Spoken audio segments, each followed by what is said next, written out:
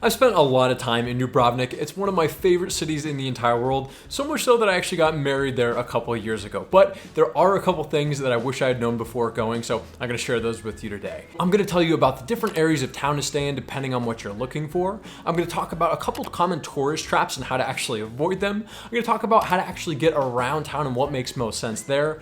I'll talk about a couple of the best places to see and some of the top places that I might recommend actually skipping. I'll share a couple of my personal favorite spots, and I'm going to tell you the biggest mistake that I think a lot of tourists end up making. But the very first thing to note is that I think it's really important to have realistic expectations, and Dubrovnik is gonna have tourists. Don't expect this to be the off the beaten path kind of place. No, expect tourists, but it is worth it. But let's talk about the areas that you actually would want to base yourself in, because there are quite a few choices in Dubrovnik. So it's first important to note that Dubrovnik is pretty small. In this area right here, this is actually where the old town is, and that's where most of the tourist action is going to be happening, and you probably want to be pretty close to it. But a few things to keep in mind. There are a lot of hotels, and hotels in general are going to put you closer to the water, but a lot of the Airbnbs, which there are many of and there's some great options, they're likely going to be a little further up on this hill, and they're going to provide some great views at a really cheap price. Do note that it's a pretty steep hill. You can take public transportation or an Uber up and down it, but you can also just walk up and down. It takes about 20-25 minutes. But if you're not looking to do any hills and you want to be more in Old Town itself, you can definitely do that. But do note that if you're basing yourself in Old Town itself, cars cannot get downtown. So it means you're going to get dropped off at this gate, and then you're going to have to walk to wherever your Airbnb is at. Definitely note that this is an old world town. It is beautiful, it is stunning, but there are hills, there are a lot of stairs, so be prepared to carry your baggage. Don't be caught off guard. Also, if you're wanting to avoid as much as possible all of the tourists and most of the foot traffic, there are a couple of hotels in either direction of Old Town in these areas right here.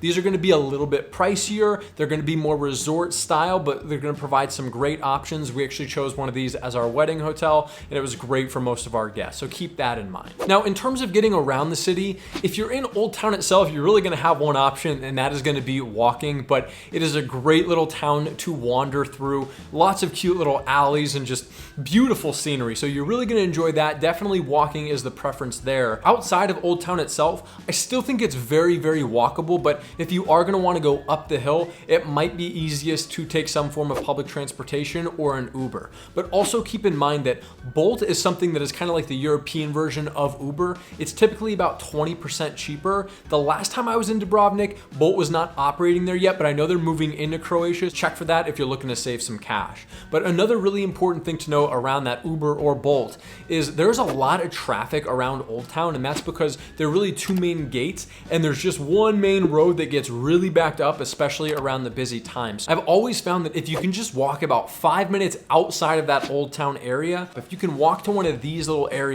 your ride is going to be able to get to you a heck of a lot quicker, and it might actually be a cheaper ride. So do yourself a favor and do that if you're in a rush, because trying to get picked up right from those main gates, it can be a real hassle, especially during those high traffic times. Now let's talk about a big tourist trap, because there's one place that seems to get so many people, and that is Stradun. It is the main street right once you enter the Old Town. It's a beautiful street, and you'll see a lot of different restaurants there, but do not eat anything on this little strip. It is all going to be a tourist trap, overpriced, not good quality. Get the heck away from there as much as you can. Also keep in mind that there's plenty of great food options in Dubrovnik, but because there are so many tourists and so few places, a lot of those nicer places you're gonna wanna book in advance. A lot of time is at least a week in advance. So if you know you're going to Dubrovnik and are gonna wanna try some of that fine dining, definitely be prepared to book that in advance so you get that opportunity. Now, I'll get to my favorite recommendation spots in just a minute, but let's talk about some of those main tourist attractions and a few that you're definitely gonna wanna do and some tips around them, and some that I think you can realistically skip. So the one that you've probably heard of is the Walls. And the Walls, you get to walk all around Old Town, and it is gorgeous, it is stunning. It is something that you're gonna wanna do. You do have to buy tickets. You don't need to worry about buying tickets too far in advance for it, no worries there. But do note that a lot of tourists end up making the mistake of doing that midday. It is not a quick walk. While Old Town seems small, it does take a while to get around, like 45 minutes to an hour. So do those as early in the day or as late in the day as possible. possible for two reasons.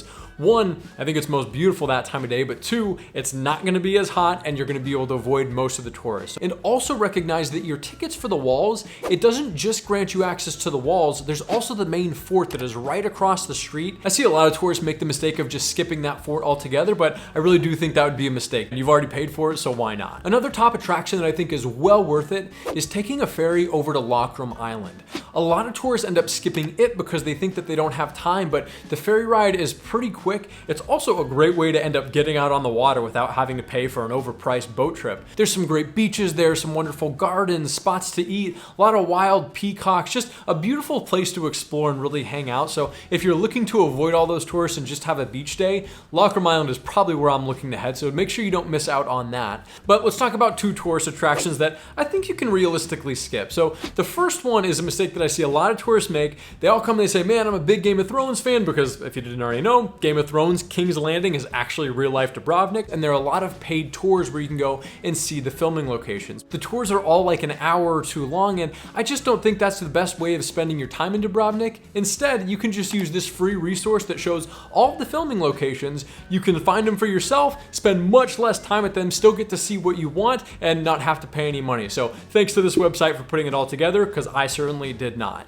And the second tourist attraction that I think you can kind of skip is the cable car ride. If you want to do it, hey, don't let me stop you, but for me, I just don't think it's worth the 27 euro for the round trip ticket, so I'd probably skip that altogether. You'll have plenty of other great views. But let me tell you about a couple of my personal favorite spots. The first is technically two places, Buza Bar 1 and 2, right in the old town. If you walk to the far side and are hugging the coast, you'll find these two little holes in the walls that will lead you out to these cliffside bars. They are just gorgeous. It is a great spot to swim. Definitely bring your swimsuit. Couple important things to note with the Buza Bar. So the first is that they are cash only, so make sure that you have cash on you. Second is that they do not have any food. This is a drink only place, so be prepared for that. Third is that it is first come, first serve. There are no reservations, so get there as early as possible. That way you can secure spots, because a lot of people, once they get a spot, they don't want to give it up. Another of my personal favorite recommendations is a place called Beach Bar Dodo.